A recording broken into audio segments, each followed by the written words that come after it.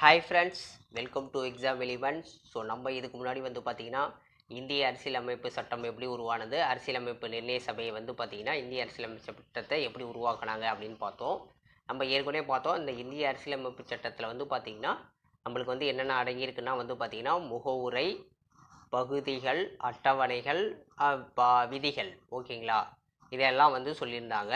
இப்போ நம்ம அதில் இருக்கிறத ஒவ்வொன்றா பார்க்கலாம். இந்த இந்திய அரசியலமைப்பு சட்டத்தில் என்னென்ன இருக்குது, அந்த முகவுரை, பகுதிகள், அட்டவணை, இதெல்லாம் பார்க்குறோம் இல்லைங்களா? நம்ம ஏற்கனவே பார்த்திங்கன்னா அட்டவணை, பகுதிகள், பாகங்கள், விதிகள் இதெல்லாம் பார்த்தோம். இப்போ அடுத்தது பார்த்திங்கன்னா முகவுரை பார்க்கலாம். ஓகேங்களா?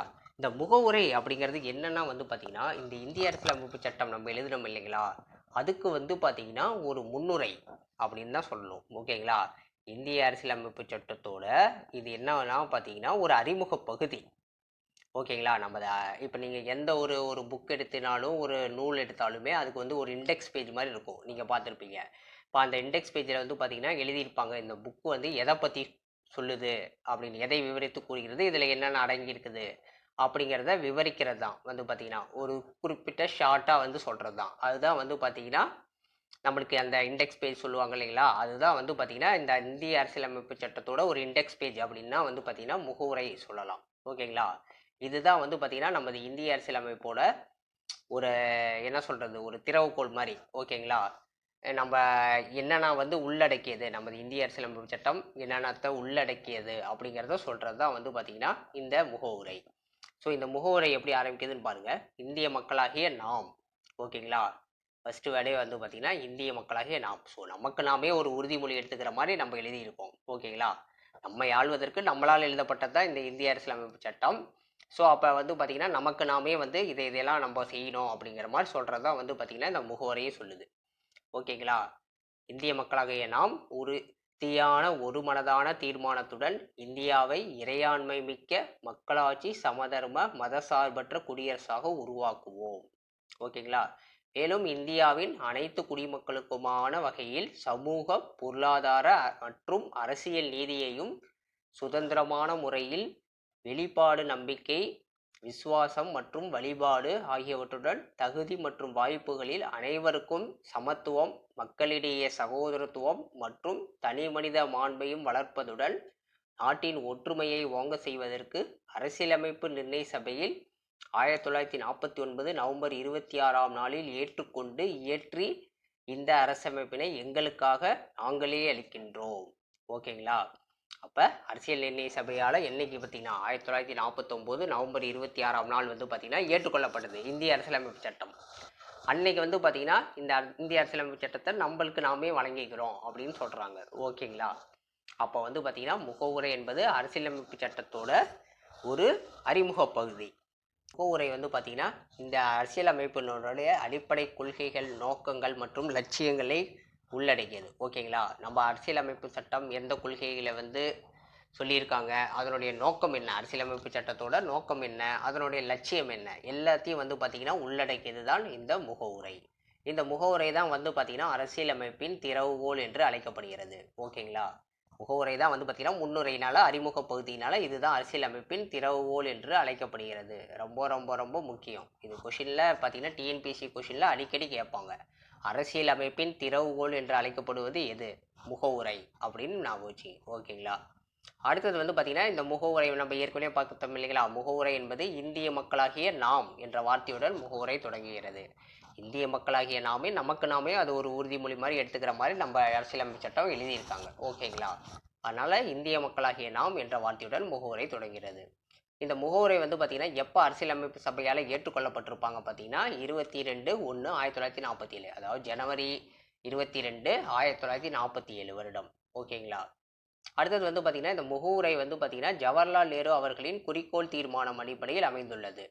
ஜவஹர்லால் நேரு பார்த்தீங்கன்னா அப்போ பார்த்தீங்கன்னா ஒரு குறிக்கோள் தீர்மானத்தை அறிமுகப்படுத்தியிருப்பார். அந்த குறிக்கோள் தீர்மானம் எப்போனா பார்த்தீங்கன்னா 1946 டிசம்பர் 13ஆம் தேதி அறிமுகப்படுத்தியிருப்பார். அந்த குறிக்கோள் தீர்மானத்தை ஏற்றுக்கொண்டு அதனுடைய அடிப்படை தான் பார்த்தீங்கன்னா இந்த முகவுரை. அந்த குறிக்கோள் தீர்மானம் தான் பார்த்தீங்கன்னா முகவுரை. ஜவஹர்லால் நேருவோட குறிக்கோள் தீர்மானம் தான் முகவுரையாக நம்ம இங்கே சொல்லியிருக்கோம். ஓகேங்களா? அது இந்திய அரசியலமைப்பு சபையால் ஏற்றுக்கொள்ளப்பட்டு அதுதான் முகவுரையாக எழுதியிருக்காங்க. ஜவஹர்லால் நேருவோட குறிக்கோள் தீர்மானம். இந்த முகவுரை வந்து பார்த்தீங்கன்னா எப்போ திருத்தியிருக்காங்க அப்படின்னு பார்த்தீங்கன்னா 1976 42வது சட்ட திருத்தம். ஸோ 42வது சட்ட திருத்தம் மூலியமா 1976ஆம் ஆண்டு ஒரு திருத்தம் பண்ணியிருப்பாங்க. அது என்ன திருத்தம் அப்படின்னு பார்த்தீங்கன்னா சமதர்மம், சமய சார்பின்மை, ஒருமைப்பாடு. இந்த 3 வேர்டை வந்து பார்த்தீங்கன்னா முகவுரையில் ஆட் பண்ணியிருப்பாங்க. சமதர்மம், சமய சார்பின்மை, ஒருமைப்பாடு. ஓகேங்களா? இந்த 3 வேர்டை வந்து பார்த்தீங்கன்னா முகவுரையில் ஆட் பண்ணியிருப்பாங்க. இது ரொம்ப ரொம்ப ரொம்ப முக்கியம். அடிக்கடி கேட்பான். முகவுரையில் வந்து பார்த்தீங்கன்னா இந்த சட்ட திருத்தத்தின் மூலிமா திருத்தப்பட்ட 3 வேர்டு என்னங்கிறது சமதர்மம், சமய சார்பின்மை, ஒருமைப்பாடு. இந்த 3ஐயும் சேர்த்துருப்போம் நம்ம முகவுரையில் வந்து பார்த்தீங்கன்னா 1976 42வது சட்ட திருத்தம் தான் வந்து பார்த்தீங்கன்னா சிறிய அரசியலமைப்பு மினி கான்ஸ்டியூஷன் என்று அழைக்கப்படுகிறது. இது ரொம்ப ஒரு முக்கியமான சட்ட திருத்தம்னால வந்து பார்த்தீங்கன்னா இதுதான் வந்து பார்த்தீங்கன்னா இந்திய அரசியலமைப்போட சிறிய அரசியலமைப்பு மினி கான்ஸ்டியூஷன் அப்படின்னு சொல்கிற அரசியலமைப்பு. ஓகேங்களா? அடுத்தது வந்து பார்த்தீங்கன்னா இந்த முகவுரையில் வந்து என்னென்ன அடங்கியிருக்குது அப்படின்னு பார்த்தீங்கன்னா இறையாண்மை, சமதர்மம், சமய சார்பற்ற ஜனநாயக குடியரசு. இந்த வேர்டு வந்து பார்த்தீங்கன்னா இதெல்லாம் சேர்த்துருக்காங்க. இறையாண்மை, சமதர்மம், சமய சார்பற்ற ஜனநாயக குடியரசு. இப்போ இறையாண்மைங்கிறது என்னன்னா வந்து பார்த்தீங்கன்னா வெளியிலேருந்து யாரும் ஒரு அதிகாரத்தை செலுத்தி நம்ம நாட்டை ஆள்றத விட நம்மளே நம்ம நாட்டை ஆண்டுக்கிறோம். அதுதான் வந்து ஒரு இறையாண்மை மிக்க நாடு. இறையாண்மைனா என்னன்னா எந்த நாடுகளோட தலையீடுமின்றி நம்மளுடைய நிர்வாகத்தை நம்மளே வந்து சட்டம் இயற்றி நம்மளே வந்து ஆட்சி செஞ்சுக்கிறதா வந்து பார்த்தீங்கன்னா இறையாண்மை. அடுத்தது வந்து பார்த்தீங்கன்னா சமதர்மம். இந்த சமதர்மங்கிற சொல் தான் 1976 42வது சட்ட திருத்தத்தின் மூலிமா சேர்த்துருப்பாங்க. சமதர்மங்கிறது என்னன்னா வந்து பார்த்தீங்கன்னா அனைவருக்கும் வந்து சமமான உரிமை. ஓகேங்களா?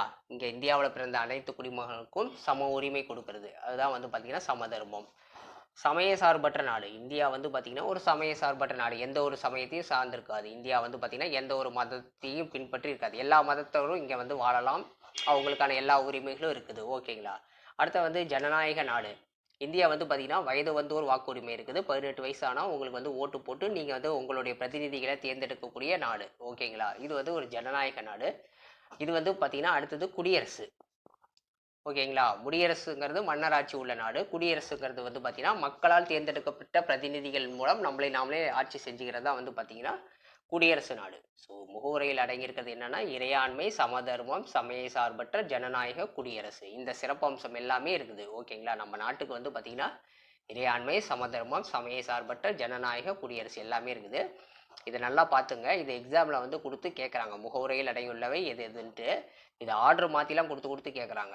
அதாவது வந்து ஏதாவது ஒன்று மாற்றிடுவாங்க. ஏதாவது ஒன்று 4 ஆப்ஷன் கொடுத்துட்டு இதில் ஏதாவது ஒரு வேர்டை மாற்றி நம்மளுக்கு கொடுத்து கேட்பான். முகவுரையில் அடங்கியுள்ளவை எது? அப்போ நல்லா படிச்சுங்க. இறையாண்மை, சமதர்ம, சமய சார்பற்ற ஜனநாயக குடியரசு. இந்த முகவுரையோட நோக்கம் என்னன்னா குடிமக்கள் அனைவருக்கும் சமூக, பொருளாதார, அரசியல் நீதி என அனைத்து தரப்பிலும் பாதுகாப்பு. ஓகேங்களா? இதோட மெயினான நோக்கம் வந்து பார்த்தீங்கன்னா சமூக, பொருளாதார, அரசியல் நீதி. இப்போ சமூக நீதினா என்னன்னா வந்து பார்த்தீங்கன்னா சமயம், ஜாதி, ஓகேங்களா, இதில் வந்து பாகுபாடு வந்து இல்லாமல் இருக்கிறது. அதுதான் வந்து பார்த்தீங்கன்னா சமூக நீதி. அப்போ அந்த சமூக நீதியும் கொடுக்குது நமக்கு வந்து பார்த்தீங்கன்னா. அடுத்தது வந்து பொருளாதார நீதி. பொருளாதாரம்னா வந்து பார்த்தீங்கன்னா எல்லாருக்கும் சம வேலை வாய்ப்புக்கு சம கூலி, அந்த மாதிரி வந்து பார்த்தீங்கன்னா வேலை வாய்ப்புக்கு ஏற்ற ஊதியம், அந்த மாதிரி வந்து பார்த்தீங்கன்னா பொருளாதார ரீதியிலும் குடிமகனுக்கு தேவையான எல்லா உரிமைகளையும் வழங்குகிறது. அரசியல் நீதிங்கிறது என்னன்னா வந்து பார்த்தீங்கன்னா அதுதான் நம்ம ஏற்கனவே பார்த்தோம், இந்த வயது வந்தோர் வாக்குரிமை. ஸோ வயது வந்தோர் வாக்குரிமை கொடுத்து நம்மளை நாமளே வந்து பார்த்தீங்கன்னா நமக்கான பிரதிநிதிகளை வந்து நம்ம தேர்ந்தெடுக்கிறோம். இது வந்து பார்த்தீங்கன்னா அரசியல் நீதி. இந்த முகவுரைங்கிறது குடிமக்கள் அனைவருக்கும் சமூக, பொருளாதார, அரசியல் நீதி என அனைத்து தரப்பிலும் பாதுகாப்பு கொடுக்குது. இதை திருத்தம் பண்ணுறதுக்கான விதி பார்த்தீங்கன்னா விதி 368 பயன்படுத்தி திருத்தம் பண்ணிக்கலாம் இந்த முகவுரையை. அது எப்படி திருத்தம் பண்ணிக்கலாம்னா அடிப்படை கட்டமைப்பு மாறாமல் திருத்தலாம். ஓகேங்களா? இந்த முகவுரையில் சொல்லப்பட்ட அடிப்படை கருத்துக்கள் வந்து மாறாமல் நமக்கு தேவையான இடத்துல திருத்திக்கலாம். இதை வந்து பார்த்தீங்கன்னா ஒரே ஒரு தடவை தான் திருத்திருப்பாங்க. அதுதான் நம்ம இங்கே பார்த்தோம் இல்லைங்களா? முகவுரை திருத்தம் 1976 42வது சட்ட திருத்தம் மூலிமா ஒரே ஒரு தடவை திருத்திருப்பாங்க. என்னன்னா வந்து பார்த்தீங்கன்னா இந்த சமதர்ம, சமய சார்பின்மை, ஒருமைப்பாடு இந்த சொற்களை வந்து ஆட் பண்ணியிருப்பாங்க முகவுரையில் வந்து பார்த்தீங்கன்னா. முகவுரை இது வரைக்கும் ஒரே ஒரு தடவை தான் திருத்தம் பண்ணியிருக்காங்க. ஓகேங்களா? அடுத்தது வந்து பார்த்தீங்கன்னா 1789 பிரெஞ்சு புரட்சி நடைபெற்ற போது இந்த சுதந்திரம், சமத்துவம், சகோதரத்துவம் இந்த 3 முழக்கங்கள் இருந்துச்சு. அந்த முழக்கத்தை வந்து பார்த்தீங்கன்னா அதுலேருந்து தான் நம்ம முகவுரையில் எடுத்து எழுதியிருக்காங்க. சுதந்திரம், சமத்துவம், சகோதரத்துவம். ஓகேங்களா? 1789 பிரெஞ்சு புரட்சிங்கும் போது ஏற்பட்ட முழக்கங்கள் இதெல்லாம் வந்து பார்த்தீங்கன்னா இதையும் நம்ம எடுத்து வந்து பார்த்தீங்கன்னா நம்ம முகவுரையில் சேர்த்துருக்கோம்.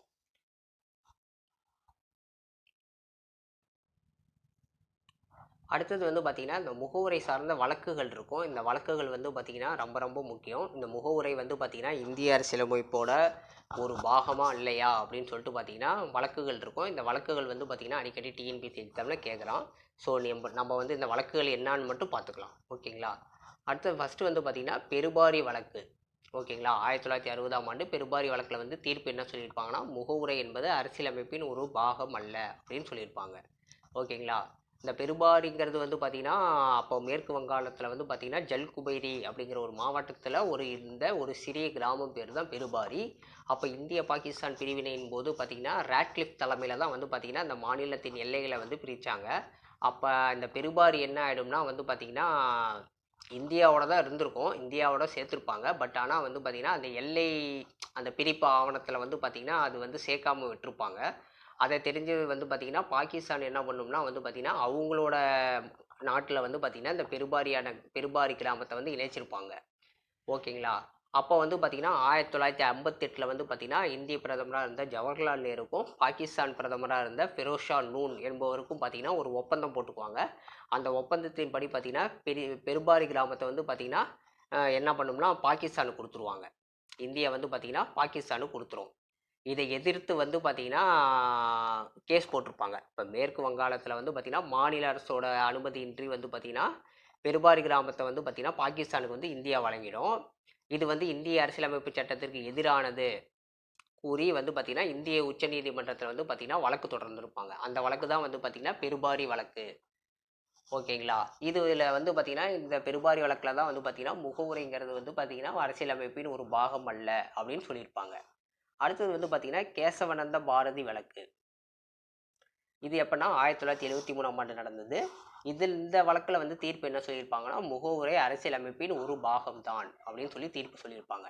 ஸோ நம்ம இங்கே வந்து பார்த்திங்கன்னா ஜஸ்ட் இந்த வழக்கு என்னங்கிறது மட்டும் தெரிஞ்சுங்க. அது டெஃபினேஷன்லாம் தேவையில்லை. அது என்ன வழக்கு எதை பற்றி சொல்லுதுன்னா இது என்ன கேட்பாங்கன்னா, கேசவனந்தம் எந்த வழக்கு மூலிமா வந்து பார்த்திங்கன்னா முகவுரை ஒரு அரசியலமைப்பின் பாகம்னு சொன்னாங்க, பாகம் இல்லைன்னு சொன்னாங்க, அதுதான் கேட்பாங்க எக்ஸாமில் வந்து பார்த்திங்கன்னா. அடுத்தது வந்து பார்த்திங்கன்னா எல்ஐசி வழக்கு. 1995ஆம் ஆண்டு எல்ஐசி வழக்கு தீர்ப்பில் என்ன சொல்லியிருப்பாங்கன்னா, முகவுரை அரசியலமைப்பின் ஒரு ஒருங்கிணைந்த பாகமே அப்படின்னு சொல்லியிருப்பாங்க. ஓகேங்களா. அப்போ கேசவனந்த பாரதி வழக்கு, எல்ஐசி வழக்கு ரெண்டுலையுமே வந்து பார்த்திங்கன்னா முகவுரைங்கிறது அரசியலமைப்பின் ஒரு பாகம் தான் சொல்லியிருப்பாங்க. பெருபாரி வழக்கில் மட்டும்தான் முகவுரை அரசியலமைப்பின் ஒரு பாகம் அல்ல அப்படின்னு சொல்லியிருப்பாங்க. ஓகேங்களா. அடுத்தது வந்து பார்த்திங்கன்னா இந்த முகவுரையை பற்றி பார்த்திங்கன்னா பல்வேறு அரசியல் அறிஞர்கள் வந்து பார்த்திங்கன்னா என்ன சொல்லியிருப்பாங்க அப்படிங்கிறத பார்க்கலாம். இதுவும் வந்து பார்த்திங்கன்னா எக்ஸாம் பாயிண்ட் ஆஃப் வியூவில் அடிக்கடி கேட்குறாங்க.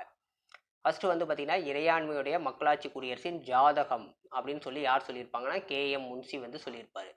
இந்த முகவுரை என்பது இறையாண்மையுடைய மக்களாட்சி குடியரசின் ஜாதகம் அப்படின்னு சொல்லி கேஎம் முன்சி கூறியிருப்பார்.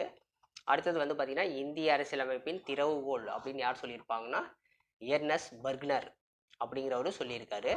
எங்கள் நீண்ட நாள் கனவும் ஆசையும், முகவுரை என்பது எங்கள் நீண்ட நாள் கனவும் ஆசையும் அப்படின்னு யார் சொல்லியிருப்பாங்கன்னா அல்லாடி கிருஷ்ணசாமி அவர் சொல்லியிருக்காரு. முகவுரை இந்திய அரசியலமைப்பு சட்டத்தில் உயிர் மூச்சு அப்படின்னு யார் சொல்லியிருப்பாங்கன்னா இதாயத்துல்லா. அடுத்தது வந்து பார்த்திங்கன்னா முகவுரை இந்திய அரசியலமைப்பின் அடையாள அட்டை அப்படின்னு யார் சொல்லியிருப்பாங்கன்னா பால்கிவாலா. ஓகேங்களா. இவங்கெல்லாம் வந்து பார்த்திங்கன்னா அறிஞர்கள். இவங்க வந்து பார்த்திங்கன்னா இவங்களோட கூற்று, முகவுரையை பற்றி இவங்க சொன்ன கூற்று. ஓகேங்களா. இது எக்ஸாம் பாயிண்ட் ஆஃப் வியூவில் நீங்கள் படிச்சிங்க, இது அடிக்கடி கேட்குறான். ஸோ நம்ம இதை வந்து பார்த்திங்கன்னா எப்படி ஷார்ட்கட்டாக ஞாபகம் வச்சுக்கலாம் அப்படின்னு நான் சொல்கிறேன். இப்போ வந்து பார்த்திங்கன்னா ஃபஸ்ட்டு வந்து பார்த்திங்கன்னா இறையாண்மையுடைய மக்களாட்சி குடியரசின் ஜாதகம் அப்படின்னு யார் சொல்லியிருக்காங்கன்னா கேஎம் முன்சி சொல்லியிருக்காரு.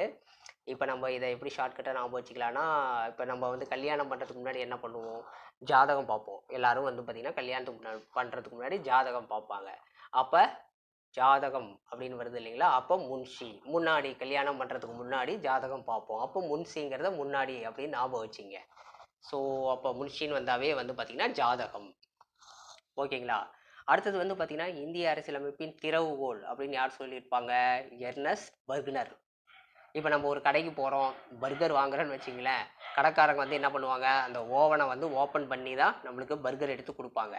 ஓகேங்களா. அப்போ அதுக்கு சாவி வேணும், திறவுகோல் வேணும். அப்போ பர்கர் வந்தாவே நம்ம திறந்து எடுத்து கொடுக்கணும். அப்போ திறவுகோல் தேவை அப்படின்னு ஞாபகம் வச்சுங்க. ஓகேங்களா. அடுத்தது வந்து பார்த்தீங்கன்னா எங்கள் நீண்ட நாள் கனவும் ஆசையும் அப்படின்னு சொல்லி யார் சொல்லியிருப்பாங்கன்னா அல்லாடி கிருஷ்ணசாமி அவர் சொல்லியிருக்காரு.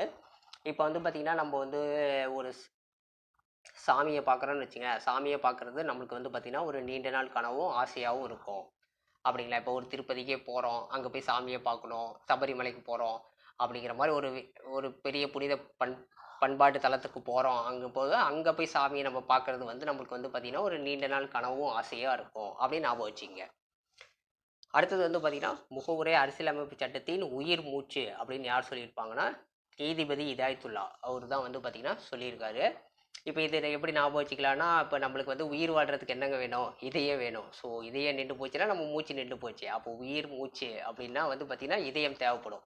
உயிர் வாழ்கிறதுக்கு இதயம் வேணும். இதயம் இருந்தால் தான் நம்மளால மூச்சு விட முடியும் அப்படிங்கிறத ஞாபகம் வச்சுங்க. அவ்வளோதான் உயிர் மூச்சு. முகவுரை அரசியலமைப்பு சட்டத்தின் உயிர் மூச்சு. உயிர் மூச்சுன்னு வந்தாவே நம்மளுக்கு இதயம். ஓகேங்களா? ஞாபகம் வந்துடும். அப்போ இதாயத்துல்லா. அடுத்தது வந்து பார்த்திங்கன்னா முகவுரை அரசியலமைப்பு சட்டத்தின் அடையாள அட்டை. அடையாள அட்டைன்னு யார் சொல்லியிருப்பா? பால்கிவாலா. ஓகேங்களா? இப்போ நம்ம காலையில் எந்திரிச்சு பால் வாங்குறோன்னு வச்சுங்களேன், என்ன தேவை? அட்டை தேவை. ஓகேங்களா? பால்காரர் பார்த்தீங்கன்னா நம்மளுக்கு அட்டை கொடுத்துருப்பாங்க. அதை வச்சு தான் வந்து பார்த்தீங்கன்னா பால் வாங்குவோம். அவர் அதில் எத்தனை லிட்டர்னு குறிச்சிட்டு போவார் இல்லைங்களா? அந்த மாதிரி ஞாபகம் வச்சுங்க. அப்போ பால்கிவாலா பால், அப்போ அடையாள அட்டை தேவை அப்படின்னு சொல்லி சிம்பிளாக ஞாபகம் வச்சுங்க. ஓகேங்களா? இப்போ இது உங்களுக்கு மறக்காது. இந்த மாதிரி படிச்சுக்கிட்டிங்கன்னா உங்களுக்கு மறக்கவே மறக்காது. டக்குன்னு நீங்கள் அந்த ஆப்ஷனை பார்த்தீங்கன்னா உங்களுக்கு அந்த ஷார்ட்கட் வந்து ஞாபகம் வந்துடும். ஓகேங்களா? அவ்வளோதான். பார்த்தீங்கன்னா இந்த முகவுரைங்கிறது பார்த்தீங்கன்னா அவ்வளோதான். இதில் இருக்க எல்லா இம்பார்ட்டன்ஸ் பாயிண்ட்டும் நம்ம எழுதியிருக்கோம். இது எல்லாத்தையும் பார்த்துங்க.